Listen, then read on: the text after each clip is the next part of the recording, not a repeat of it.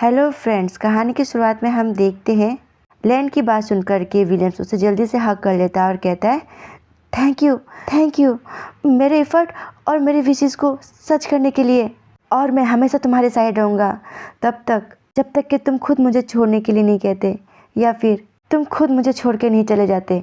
Williams के ऐसे अचानक गले लगाने की वजह से लैन थोड़ा शॉक हो जाता है और फिर विलियम लैन के फेस को देखते हुए कहता है, बल्कि अगर हम शादी भी कर लेते हैं और तुम मुझसे खुश नहीं रहते तो भी मैं तुम्हें जाने दूंगा, क्योंकि जहाँ भी और जब भी तुम्हारी खुशी पहले है और मेरी सच्ची खुशी उसी में है कि तुम हमेशा खुश रहो।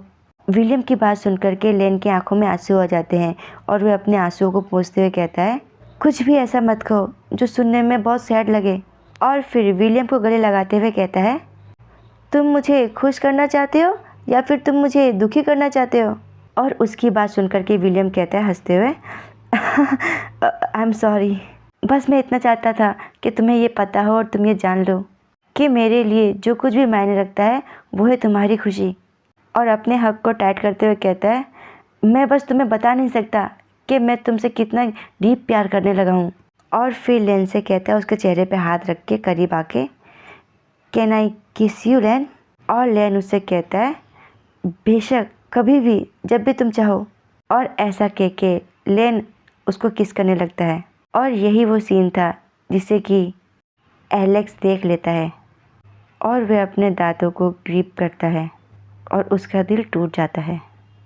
फिर विलियम्स का घर दिखाया जाता है।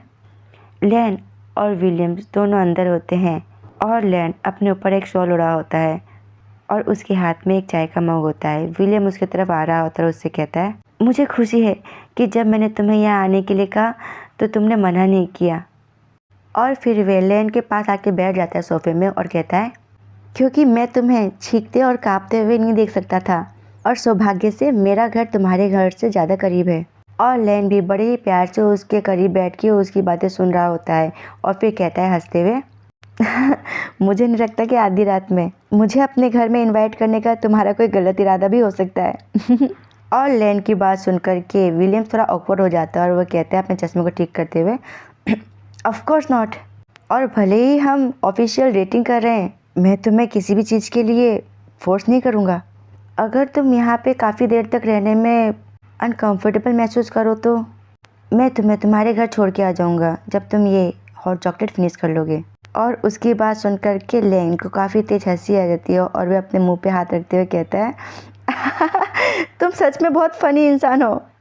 पहले मैं ये सोच रहा था कि आखिर तुमने अजीब तरीके से स्टोर पर गाड़ी क्यों रोकी थी, पर तुम मेरे लिए अंडरगारमेंट लेके आए। आखिर तुम्हें मेरा साइज़ कैसे पता चला। और लैन की बात सुनकर के विलियम कहता है, वो हे, ये ख़तरनाक टॉपिक है, तुम देखने में छोटे हो तो बस मैंने गेस किया, पर सॉरी कि सिर्फ मेरे पुराने कपड़े ही तुम्हें फिट आए।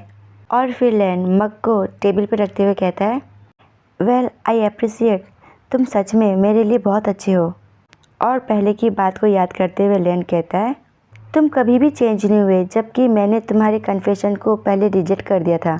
और रिजेक्शन के बाद भी विलियम्स उससे बड़े ही प्यार से मिलता है और कहता है, अगर तुम दूसरी बार मुझसे कन्फेस नहीं करते तो मैं ही प्लानिंग कर रहा था कि मैं ऐसा कर दूं।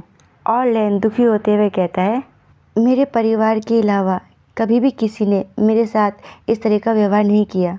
और कहता है, लेकिन भले ही मैंने तुम्हारे कन्फेशन को स्वीकार कर लिया और तुम्हें किस भी किया, मेरे तुम्हें ये बताने के बाद तुम अपना माइंड भी चेंज कर सकते हो। और फिर लैन दूसरी तरफ देखते हुए अपने शॉल को लपेटते हुए कहता है। और लैन कहता है, I am such a selfish person, क्योंकि मैं अब जाके तुम्हें ये बात बता रहा हूँ, तो अगर तुम हमारे रिलेशनशिप को ख़त्म करना चाहो तो मैं तुम्हें नहीं रोकूँगा। और विलियम बड़े ही ध्यान से उसको सुन रहा होता है। उसकी ऐसी बात सुनकर के विलियम उसके करीब आके उसके एक हाथ को अपने हाथ में पकड़ता है और अपने दूसरे हाथ से उसके बालों को सहलाते हुए कहता है, हमने बस अभी शुरू किया है, आखिर मैं इसे ख़त्म क्यों करना चाहूँगा। और मैं इस मोमेंट का इंतज़ार बहुत ही लंबे समय से कर रहा हूँ। मैं तुम्हारे बारे में सब कुछ जानना चाहता हूँ। इससे कोई फ़र्क नहीं पड़ता कि आखिर तुम्हारा पास कितना भी डार्क क्यों ना था। और मैंने तब तक इंतज़ार किया है जब तक कि तुम इसके बारे में बात करने के लिए तैयार नहीं हो गए। और विलियम की बात सुनकर के लेन भी थोड़ा शॉक हो जाता है और फिर लेन उससे खुश होते हुए कहता है, थैंक्स विल, तुम हमेशा ही मुझे अच्छा महसूस कराते हो और तुम्हारे साथ मुझे ऐसा लगता है कि मैं तुमसे हर चीज़ के बारे में बात कर सकता हूँ। और फिर लेन बताने लगता है, मेरे पहले एक बार शादी हुई थी। ऐसा कहते हुए वह अपने फेस को टर्न कर लेता है और फिर कहता है, ये एक कॉन्ट्रेक्चुअल मैरिज थी मेरे परिवार को बचाने के लिए और जिससे मुझे एक बेटा भी है। ये कभी भी एक अच्छी शादी नहीं थी और मैं अपने बेटे को अपने पास लाने के लिए पावरलेस था।